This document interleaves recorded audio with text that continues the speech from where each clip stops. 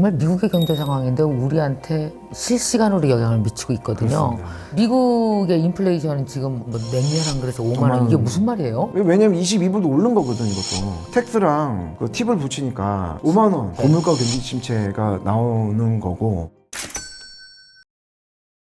자, 오늘보다 여유로워질 여러분의 내일을 응원하겠습니다. 함께 배우고 함께 부자 되는 미경 언니의 경제 과외 시간입니다. 자, 오늘은 한국에서 기자 생활을 하시다가요, 돌연 기자를 그만두시고 실리콘밸리로 가셨습니다. 그리고 여러분 되게 유명하죠. 창업한 지 좀 되셨을까요? 많은 사람들의 입에 회자되는 더 밀크를 창업한 후 승승장구하고 계시는 손재권 대표님을 모셨습니다. 내일 출국한다는데 오늘 제가 가면 안 된다고 얼른 오시라고 그래서 오늘 오셨습니다. 안녕하세요. 안녕하세요. 비행기표 미뤘습니다. 원래 2일 출국인데 아, 그래요? 물론 그 중간에 있었지만 제일 네. 중요한 일정 중에 하나는 오늘 MKTV 출연입니다. 감사합니다. 너무 영광입니다. 네, 너무 좋습니다. 제가 너무 팬이거든요. 저희 아내가 정말 계속 지금 책 나오는 걸 언제 나오나 지금 기다리고 있습니다. 제 책이요? 네. 1월이요. 저희 아내뿐만 아니라 많은 네. 독자분들이 지금 우리 김병 대표님의 새 책 기다리고 있습니다. 제목은 뭔가요? 아직 안 정했어요. 아직 안 정했습니다. 우리 손재권 대표님께서는 지금 여기 기자 생활하다가 실리콘밸리로 가신 게 언제예요? 2016년에 이제 가게 되고 그 전에 스탠포드 대학이라고 네네네. 거기서 수많은 그 스타트업 CEO들을 그렇습니다. 스타트업 CEO들이 있고 지금도 있는 네. 스탠포드에서 1년 정도 공부를 했어요. 그래서 그러셨구나. 라이프 체인징한 계기를 나도 받았던 것 거기 같아요. 너무 공부하러 가고 싶어. 예, 2012년이었거든요. 그래서 소셜 네트워크 그때 아니 페이스북 다 쓰는데 왜 사람들이 이렇게 쓰는 거야? 아, 재밌었겠다. 예, 그리고 그런 거 연구하고 제가 더 깊게 연구했던 거는 그게 선거에 어떤 영향을 미치느냐. 그때 대선이었거든. 그렇지. 미국하고 한국 대선이었어요. 역시 기자 출신이라서 기자 역시 출신이라 궁금하다. 끌릴만 하네. 예, 그래서 특파원을 또 끌릴만해. 가게 됐고 그 분야를 또 공부를 오케이. 했고 취재를 했고 그래서 또 창업까지 이르게 된 거죠. 근데 그런 호기심과 그래, 그게 맞아요. 창업으로 이어지기는 쉽지는 않아요. 그러니까 혁신가들을 하도 만나다 보니까 그 공식대로 간 거지. 혁신과 창업은 전염된다고 생각을 합니다. 맞아. 뭐 혁신적이고 싶어. 혁신과 창업은 전염. 명언 부분이 전체가 되는 게 창업이잖아. 그게 그렇죠. 혁신이에요. 엄청 힘들어. 진짜 이 더 밀크는 요즘에 모든 신문사가 그렇게 하고 싶다는 유료 고동 모델 아닙니까? 그렇습니다. 더 밀크 팬들이 되게 많습니다. 아유, 감사합니다. 왜냐면 뒤에 스타트업 CEO들이 네. 많으니까 네. 우리 회사에서도 하나 구독해서 보고 감사합니다. 있습니다. 지금 사인업을 해서 회원으로 가입을 하시고 그 안에서 커뮤니티를 활동을 하시고 그리고 이제 저희 콘텐츠를 즐기시는 분들이 리포트도 받으시고 더 많아요 사실은. 저희는 저희가 가져갔던 뭐 처음에 생각과 아이디어를 많은 분들이 나누고 있다. 더 밀크는 미국에 본사가 있고 실리콘밸리에 본사가 있거든요. 그래서 저의 역할은 미국에 있는 좋은 콘텐츠들이 많거든요. 네. 그거는 민주화하는 거고 한국에 있는 고급 콘텐츠는 또 글로벌라이즈 그렇지 하는 거고. 그런 크로스보더 하는 게 저희의 좀 미션이에요. 미국에 계시니까 이제 미국의 가장 중요한 미국의 경제 상황. 정말 미국의 경제 상황인데 우리한테 그냥 실시간으로 영향을 미치고 있거든요. 그렇습니다. 정말 저도 태어나서 미국의 금리를 이렇게 계속 쳐다보고 있기는 태어나서 처음인 것 같아요. 요즘에. 맞아요. 이게 경제 전문가도 아닌데 일반인도 그 파월 아저씨 얼굴을 계속 쳐다보고 있어야 되는 이 상황. 어떤 상황이에요? 무슨 뭐 냉면 한 그릇에 5만 원 이게 무슨 말이에요? 그렇지 그렇습니다. 냉면집 상상하시는 그 냉면집이에요. 22불이에요. 냉면이. 네. 그러니까 15불짜리 뭐 이런 것도 있었는데 없애버린 것도 있고 22불이면 22불. 1,400원 정도 하면은 하면은 얼마요? 한 3만 얼마 되겠죠? 예, 근데 예, 미국은 아시겠지만 거기다 팁과 그렇지. 텍스가 5만 붙어요. 원이네. 그러니까 이게 22불짜리가 37불이 돼요. 여기 이보다 한 10불 정도 떨어졌던 건데. 그렇죠. 왜냐면 22불도 오른 거거든 이것도. 그렇지. 이것도 보통 한 16불, 비싸 막 18불 비싸 막 이랬거든요. 22불을 만들어 놓고 텍스랑 그 팁을 붙이니까 이거 파이널 프라이스가 아니에요 미국은. 그러니까 5만 원. 진짜 5만 원이네. 대표님이 이제 5만 원짜리 냉면 드시겠습니까? 먹어야지 어떻게 해, 팔면. 그렇죠. 배고프면 먹지 사실. 어. 근데 그게 자꾸 되다 보니까 안 이제 사요? 안 사게 돼요. 그 결과는 어떻게 될까요? 그러면 이제 완전 그 경기 침체로 가는 거지. 그렇습니다. 이제 그 인플레이션 영향이 이제 경기 침체가 고물가 경기 침체. 고물가 경기 침체가 나오는 거고 지금 미국 경제가 물가는 오르는데 경기 침체로 또 계속 가는 스태그플레이션도 좀 얘기가 좀 나오고 있고요. 이코노미스트들 얘기는 이제 내년 경기 침체 확률 100%. 물론 내년 가봐야 됩니다만은 100% 얘기를 하고 있습니다. 예측은. 근데 좀 미국에서는 경기 침체를 가더라도 물가를 안정시켜야 되겠다. 왜 그렇게 물가가 중요한 거예요? 물가 때문에 모든 가격이 올라가고 가처분 소득이 또 내려가잖아요. 그렇죠. 물가가 올라가면 똑같이 일을 벌어도 가처분 소득이 내려가고 삶의 질도 떨어지고 또 모든 비용이 또 많이 발생하고 하니까 물가 안정이 뭐 제일 정말 1순위죠. 최우선으로 생각하는 거 아니에요? 그러니까 최우선이죠. 뭐 금리 때문에 다 죽어 나가건 말건 일단 나는 물가부터 잡을래로 가는 거죠 지금. 아니 물가를 잡기 위해서 금리를 올리는 거죠. 그러니까. 그러니까 물가를 잡기 위해서 금리를 금리를 올리고 올려. 금리를 올리니까 부동산이 안 되고 금리를 올리니까 주가가 떨어지고. 왜냐면 기업들도 돈을 빌려서 인수를 하는데 맞아요. 기업 입장에서는 근데 금리가 올라가면 돈 빌리기도 힘들고 일단은 이자 비용 더 들어가잖아요. 그러니까 줄어들고 위축이 또 될 수밖에 없는 거죠. 우리 저 임직원들도 물가가 올라가니까 월급은 또 올리는데 한계가 있잖아요. 네. 월급 올라가고 다 올라가면 파이널 프라이스도 올라가고 이거는 베네수엘라도 아니고 잡아야죠 그거를. 물가를 안정을 시켜야지. 지금 모든 주가가 지금 안 좋고 경기가 안 좋고라고 하는 이유는 금리 인상 때문이죠. 네. 그러니까 대표님 말씀하신 대로 파월 얼굴을 보면서 단호하시더라고요. 단호하셔 아주 그냥. 그 원인은 물가에 있는 거죠. 더군다나 미국에서는 지금 2024년이 대선이에요. 이거 대선이랑 연관 너무 있네. 2024년 대선이니까 2023년은 무조건 잡아야 돼 물가를. 잡아야죠. 무조건 잡아야죠. 못 잡으면은 대선에 등락이 결정돼요. 여기서. 지금도 힘들어요. 지금도 사실 인기가 좀 많이 인기가 떨어지지. 떨어지는데. 살기 힘드니까. 예. 물가 잡으려면 금리. 그 옛날에 그랬잖아요. 그 클린턴이 바보야 문제는 경제야 말 있잖아요. 위아더 맞아, 월드 맞아, 손에 맞아. 손잡고 야 경제가 안 좋아 이러면 끝이지. 바이든 행정부나 아니면 뭐 공화당도 마찬가지고 뭐 그 물가 잡는 거에 대해서 이견이 없죠.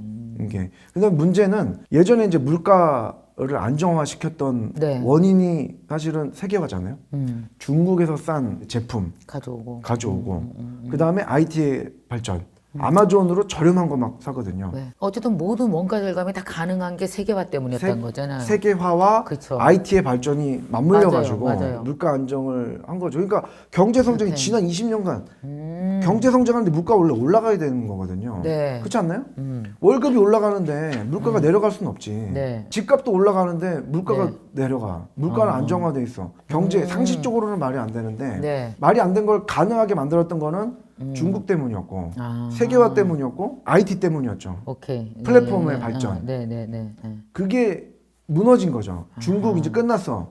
IT 이제 독과점이 심해져. 애플, 구글, 네, 페이스북 맞아요. 독과점이 심해져. 그러니까 거기다가 인공지능이 이제 예전에는 싼 거 찾아줬는데 싼 거 찾아줬거든요. 그렇잖아요. 싼 거 막 찾아줘 네, 네. 추천해주고 싸 좋은 거야. 근데 지금 인공지능이 담합하는데 많이 쓰여요. 인공지능이 이제 내가 싼 거를 하는 게 아니라 왜냐면 싼 거 클릭하면은 좀 저렴한 게 나와야 되는데 그거를 다 알아 이제 이 내 소비 습관도 알고 이 추적을 다 하니까 이게 내가 벗어날 수가 없는 거예요.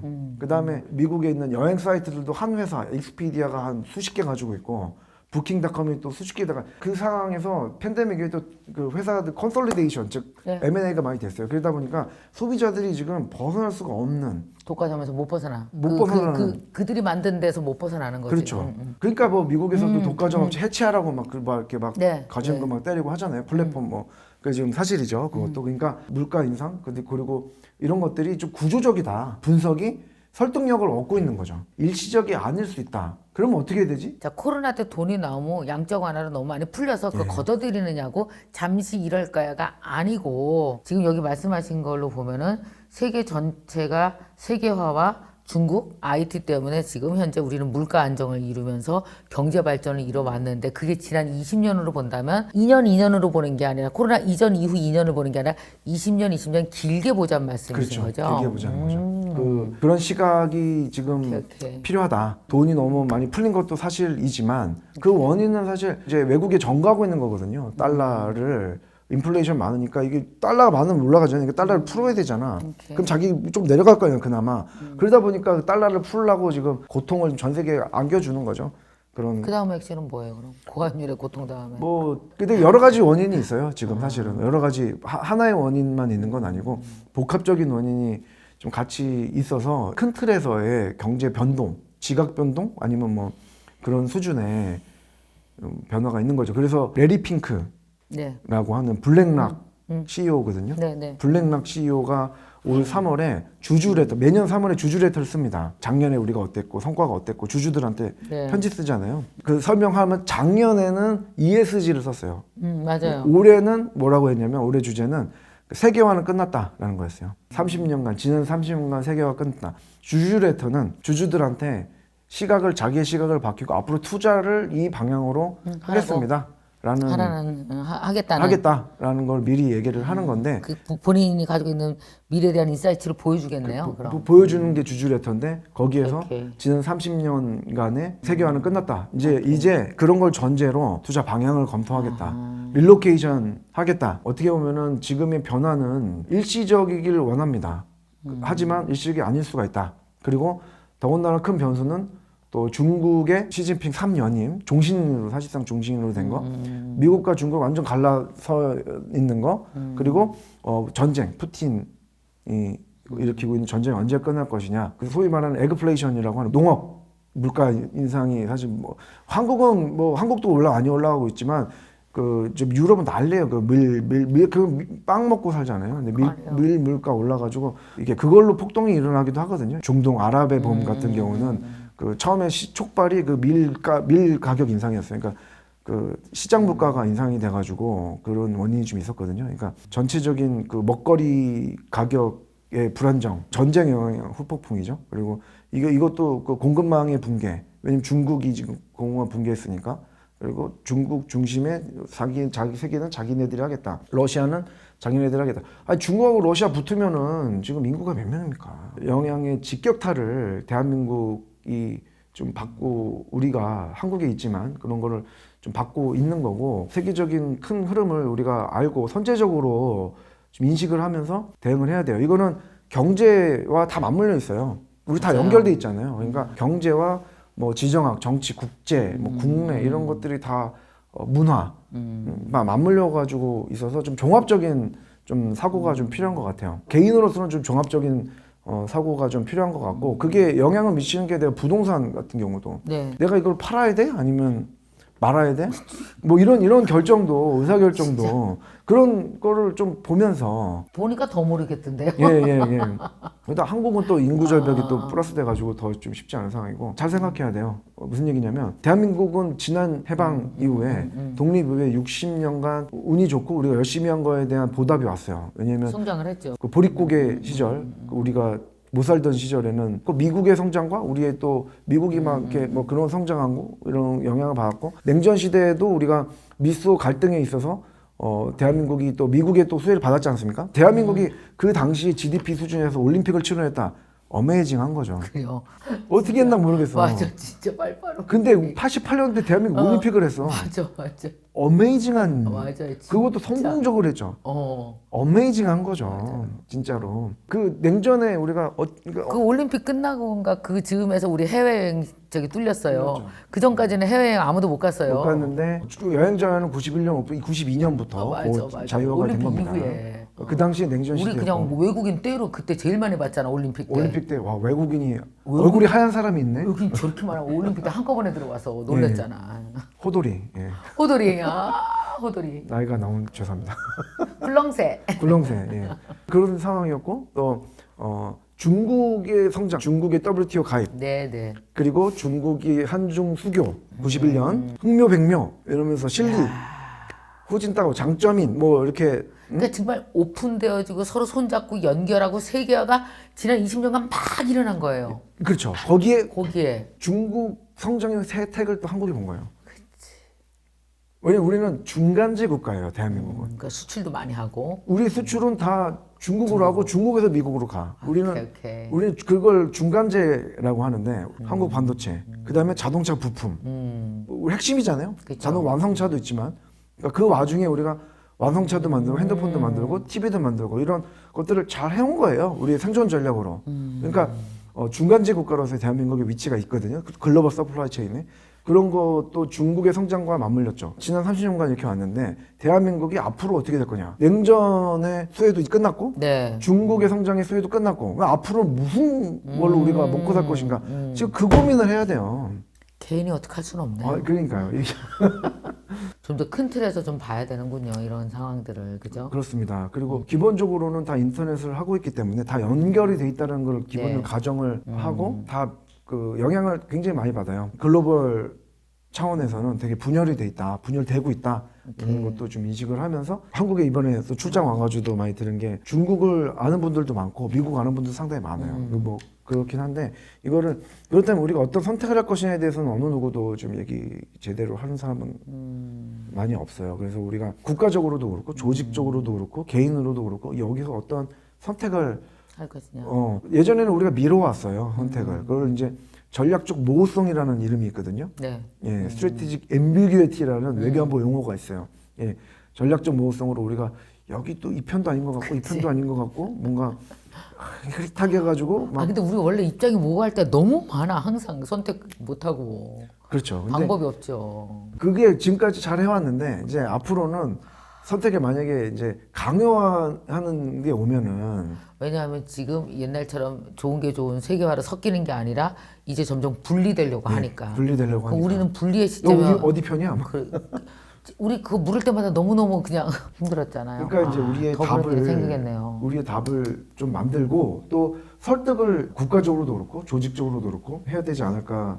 지금 굉장히 중요한 2022년 연말이 아닌가 싶습니다. 우리 한국이 가져야 되는 국가 간 철학, 세계관이 엄청 그런 것들이 중요하게 작용을 할 것 같네요. 선택은 그게 제일 중요하잖아요. 그렇습니다. 어떻게 우리가 가치를 다시 만들 것인가 그러니까. 라고 해서 여러모로 저는 많이 생각이 들어요. 미국에 있다 보니까 그러네요. 대한민국이 그 지나친 경쟁으로 인한 에너지를 다른 데 좀 쏟았으면 좋겠어요. 경쟁하는 건 좋은데 지나쳐요. 교육도 그렇고 회사에서도 그렇고 성장의 페달을 다시 밟아야 돼요. 레버리지 삼을 수 있는 미국이나 또 뭐 여러 가지 이제 우리 위치를 잘 찾아가지고 새로운 뭐 제가 뭐 정치를 언급하고 싶진 않고 외교안보 잘 모르기 때문에 그런 분야를 전문적으로 언급하는 건 적절치 않지만 그런 것도 알아야 된다라는 거는 우리가 명확 가능한 것 같고요. 그리고 그러면서 우리가 결국은 어떻게 살 것이냐, 우리 개인이 우리 가게를 어떻게 꾸릴 것이냐라고 하는 데 있어서도